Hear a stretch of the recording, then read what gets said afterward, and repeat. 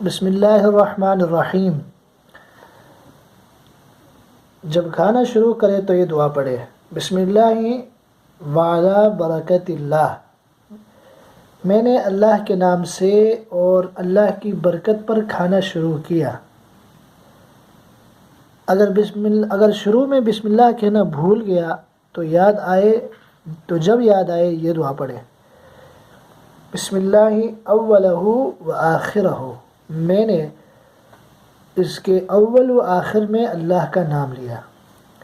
فائدہ: جس کھانے پر بسم اللہ نہ پڑھی جائے شیطان کو اس میں ساتھ کھانے کا موقع مل جاتا ہے۔